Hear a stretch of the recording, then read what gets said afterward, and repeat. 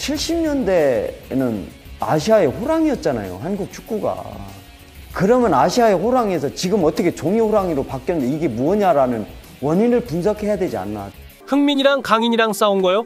그 둘이 얼마나 친한데요? 막상 당사자들은 다 풀고 넘어갔을 수도 있어요.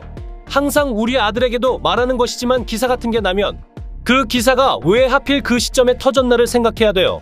그 기사로 인해 가장 이득을 볼 사람이 누군가 생각해보면 바로 그 사람이 기사를 퍼뜨린 범인인 거예요. 최근에 계속해서 범현대가의 오너 리스크를 다루고 있는데 오늘의 주인공은 현대가문에서 가장 최근에 뜨거운 인물입니다. 오너 리스크의 핵심이 실력 없고 무능한데 특권의식을 갖고 과도한 영향력을 행사하는 거라면 오늘의 주인공은 오너 리스크의 정점에 있는 인물로서 무능하다라는 것이 수차례 증명이 된 사람인데 단지 현대 가문의 일원이라는 그 이유만으로 모든 특혜랑 특권을 독식하고 재벌 2세로 태어나서 회사를 날로 먹은 것 외에는 제대로 된 업적이 단 하나도 없는 현대 가문의 아픈 손가락, 정몽규입니다. 정주영 선대 회장의 세 번째 동생 정세영 재벌 1세의 장남이 재벌 2세 정몽규고요. 원래 현대차 회장이 정세영이었습니다. 그대로 유지가 됐더라면은 정몽규가 현대차를 이어받을 수도 있었겠죠. 정주영이 동생인 정세영에게 현대차를 맡겼었다가 차남인 정몽구에게 현대차를 넘기면서 도로 빼앗았는데 지렁이도 밟으면 꿈틀한다고 꿈틀대는 것을 정주영이 현대산업개발을 대신 주면서 달랬던 것이고요. 정몽규 집안의 또 한 가지 특이한 점은 정몽규의 장남 정준선이 현재 카이스트 교수인데 대단하게도 29살에 카이스트 교수로 임용이 되었다라는 겁니다. 29살에 카이스트 전기전자공학부 교수가 정몽규의 아들입니다. 이에 관한 기사가 굉장히 많은데 특이하게도 모든 기사의 제목과 내용이 대동소이하다. 카이스트도 몰랐다. 알고 보니 재벌 3세. 내용을 보면 정준선은 인공지능 분야 전문가라고 하고요. 정몽규와 똑같은 옥스포드 출신으로 정준선은 박사 과정까지 마쳤고 실력적으로 검증이 된 인물이라고 합니다. 아버지를 닮았다라면 믿기 힘든 부분이죠. 정몽규의 가장 최근 뉴스는 축구협회 회장으로서 이제 굴욕을 겪은 사건인데 2026년 북중미 월드컵 아시아 지역 2차 예선 C조 조별리그 3차전 대한민국과 태국의 경기에서 대한민국의 관중들을 보면 축구 선수들을 응원하는 게 아니라 정몽규 아웃을 외치는 집단 행동을 합니다. 정몽규 사퇴를 독려하는 퍼포먼스인데 이 퍼포먼스가 놀라웠던 이유는 정몽규에 대한 불만이 온라인을 넘어서 오프라인으로까지 확산되었다라는 부분에서 너무나도 유의미한 사건이다. 이 사건은 공중파, 지상파 모든 방송을 통해서 대대적으로 보도가 되었고요. 아니땐 굴뚝에는 연기가 날 수가 없고 그렇다면 무엇이 국민을 분노하게 하였는가? 지난 아시아컵 4강전 이후부터 한국 축구 부진의 원흉이 정몽규라는 인물로 대상이 좁혀졌었고 또 분노가 정몽규에 집중되기 이르렀다. 이전까지는 축구 매니아들과 축구 쪽 관련자들 선에서 정몽규 사퇴 여론이 형성이 되었다면은 아시아컵 4강 이후로는 그 열기가 사퇴의 열기가 대국민적인 스케일로 온라인을 넘어서 오프라인까지 불붙게 되었다는 거죠. 이번 정몽규 아웃 퍼포먼스의 주체는 붉은 악마였고 퍼포먼스의 타이틀은 기습 플랜카드 퍼포먼스였다라고 합니다. 열심히 준비를 해서 큰 대회 때 기습적으로 폭발을 시켰다는 거죠. 정말 대단했습니다. 이날 경기 시작 전부터 붉은 악마는 수많은 플랜카드와 현수막을 내걸고 몽규 아웃 구호를 외쳤다라고 합니다. 플랜카드 내용을 보면은 정몽규 회장의 몽청 행위 규탄한다. 협회는 몽규의 소유물이 아니다. 지도부 보호하다 한국 축구 관짝으로 외인에게 호구 등등 정몽규 사퇴를 독려하는 메시지를 준비했고 가장 의미심장한 문구는 바로 선수들은 방패막이라는 겁니다. 이거는 이강인을 방패막이로 삼아 썼다라는 것이고 축구협회의 그런 농간에 넘어가지 않는다라는 의지를 볼 수 있는 문구죠. 그 기사가 왜 하필 그 시점에 터졌나를 생각해야 돼요. 그 기사로 인해 가장 이득을 볼 사람이 누군가 생각해보면 바로 그 사람이 기사를 퍼뜨린 범인인 거예요. 실제로 태국전 불매운동 여론도 있었지만 화살이 선수들을 향해서는 안 된다라면서 불매운동은 진행되지 않았고 그 대신에 기습 플랜카드 퍼포먼스가 진행된 거라고 볼 수 있겠습니다. 정몽규라는 단 한 사람의 대상을 정조준한 것도 그렇고 퍼포먼스의 스케일도 그렇고 이날 정몽규 회장도 축구장에 왔었는데 이런 표정으로 바라보고 있었다라고 합니다. 이번 사건을 계기로 과거의 붉은 악마의 퍼포먼스가 또 떠오르는데 2013년 동아시안컵 한일전에서 일본을 경악하게 했었던 퍼포먼스가 기억이 납니다. 거대한 안중근 의사 초상화랑 이순신 장군이 그려진 엄청난 크기의 통천을 선보였었던 붉은 악마였고요. 사진으로만 봐도 얼마나 대단한 퍼포먼스인지 알 수가 있고 그 당시에 일본 응원단은 우길승천기를 준비해 왔다가 제재를 당했다라고 합니다. 우길승천기라는 게 일본 입장에서는 자랑스러운 역사인지 모르겠으나 이게 독일로 치면은 나치 문양이랑 비슷한 거잖아요. 2차 세계대전 전범의 유산이고 일본을 악역으로 규정을 하는 격이기 때문에 응원의 도구로서 맥락상 적절하지 않다. 다시 정몽규로 돌아와서 이날 붉은 악마가 퍼포먼스를 한 도중에 경호원이 몽규 아웃 깃발을 빼앗는 과정에서 관중이 부상을 입는 사고가 일어났었습니다. 몽규 나가라고 쓰인 깃발을 흔들고 있는데 경기장 경호업체 직원들이 강제로 빼앗습니다. 뺏기지 않기 위해 달려들지만 경호업체 직원들은 억지로 떼어내 압수했습니다. 이 영상이 SNS를 통해 일파만파로 퍼지며 논란이 커지고 있습니다. 이 사고에 대한 축구협회 측의 해명이 굉장히 정몽규스러운데 깃발을 무력으로 빼앗은 것은 경호업체 알바생의 돌발 행동이었다.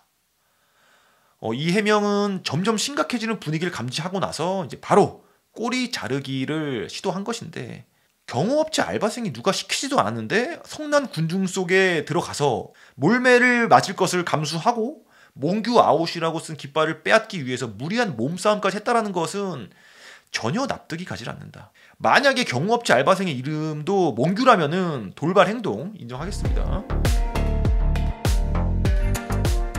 정몽규를 옹호하는 축구협회 쪽의 프레임이 현대 가문이라는 정몽규의 뒷배가 축구협회 운영에 금전적인 도움을 준다라는 것인데 정몽규가 회장으로서 3연임을 하는 동안 그 11년 동안에 사제로 출연한 금액은 총 3천만 원입니다.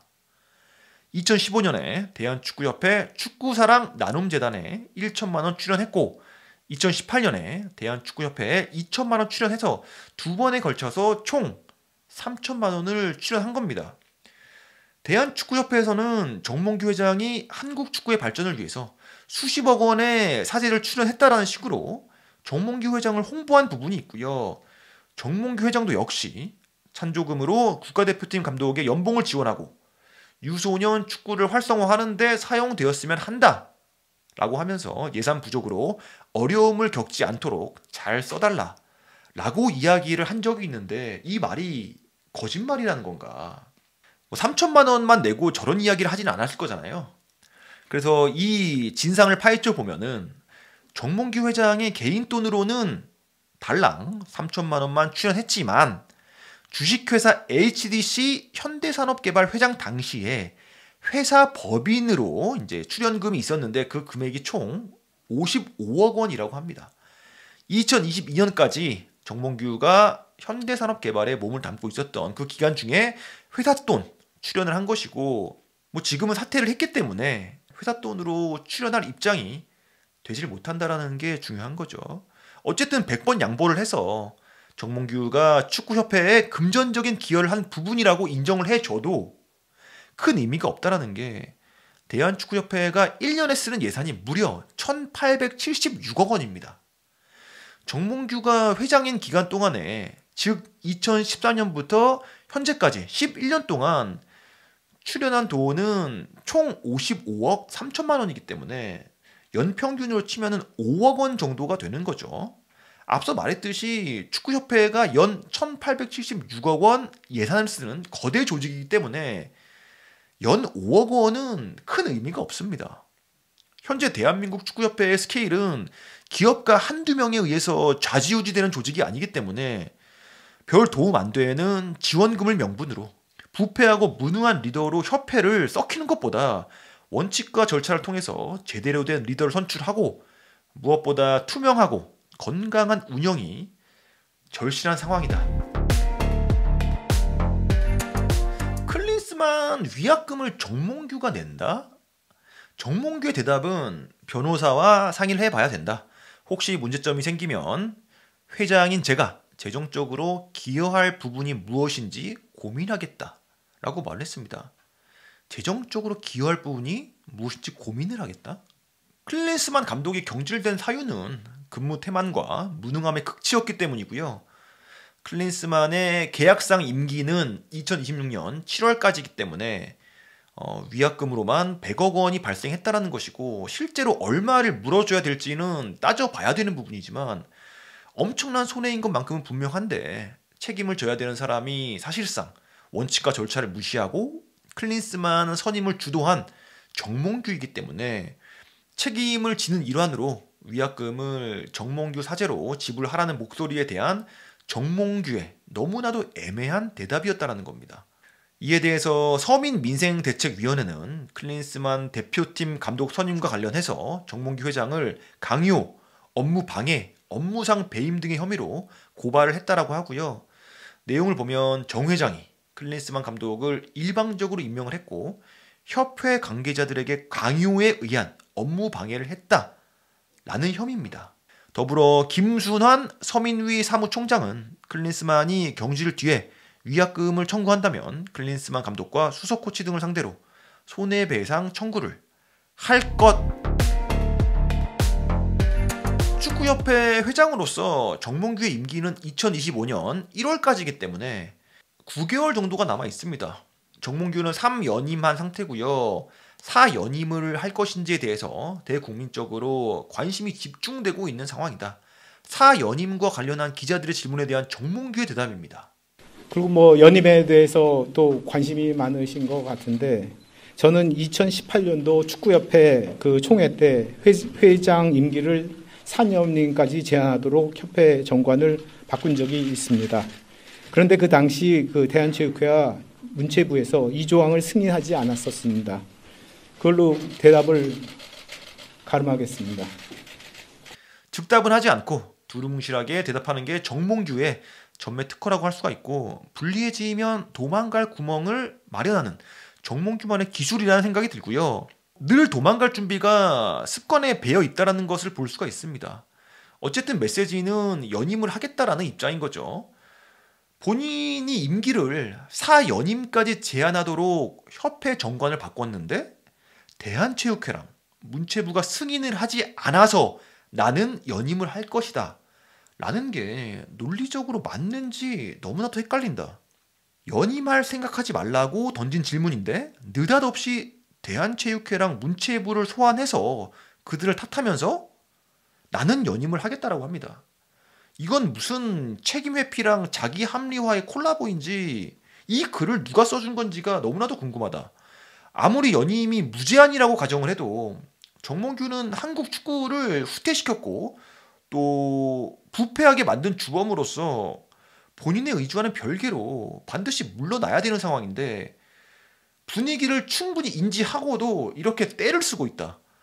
문체부가 4연임을 용인한다라고 해도 정몽규는 애초에 3연임으로 제한하자라는 입장이었다라고 본인 입으로 말했으니까 그 주장이 거짓말이 아니라는 걸 증명하기 위해서라도 스스로 물러나는 게 모양새가 좋고 스스로 안 나가면 결국에는 쫓겨나게 될 것이다. 오늘 방송은 여기까지고요. 도움이 됐다면 구독과 좋아요 부탁드립니다. 감사합니다.